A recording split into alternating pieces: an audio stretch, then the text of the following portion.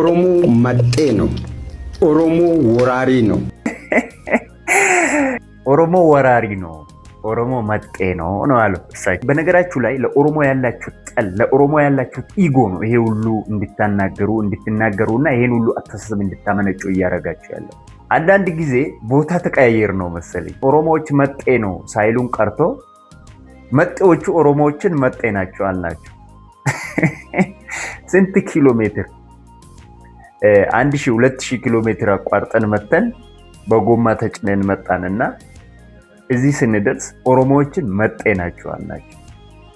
እነሱ ስላላሉን ማለት ነው። ቢኮዝ እነሱ ስርዓት አላቸው።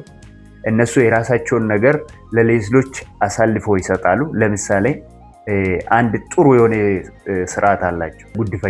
ጉድፈቻን የሌሎች ሰዎችን አሳድጎ ልክ እንደራሳቸው ልጆች በራሳቸው ልጅ እኩል እንዲካፈሉ ያደርጋሉ ንብረታቸው።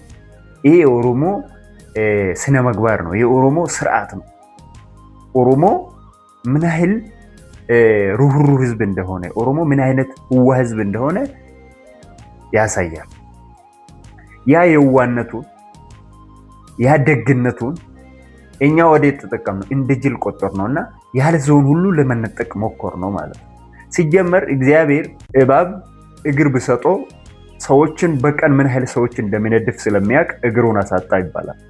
ኦሮሞን ገነት የሆነ መሬት ላይ ነው የፈጠረው። ሲፈጥር እግዚአብሔር የዋህ ህዝብ መሆኑን ስላወቀ ኦሮሞ ምን ይፈልገው ሰዎችን የማያስቸግር መሆኑን ሲያውቅ ገነት የሆነ መሬት ላይ ነው የፈጠረው። ወደም ጠላ ኦሮሞ ገነት ምድሩ ገነት ምድር ነው። ያ ገነት የሆነ መሬት ኦሮሞ በሰላም በፍቅር በጋራ ተደምሮ መኖር ይፈልጋል። እናንተ የመደመር ሁኔታ፣ የመደመር እሳቤ፣ የመደመር አካሄድ ስላልገባችሁ እንቀነስ እያላችሁ ነው። በነገራችሁ ላይ መደመር በትክክል የማታውቁ ከሆነ እዚህ የምትፈራገጡ ሰዎች ትቀነሳላችሁ። ከየት? ከኦሮሚያ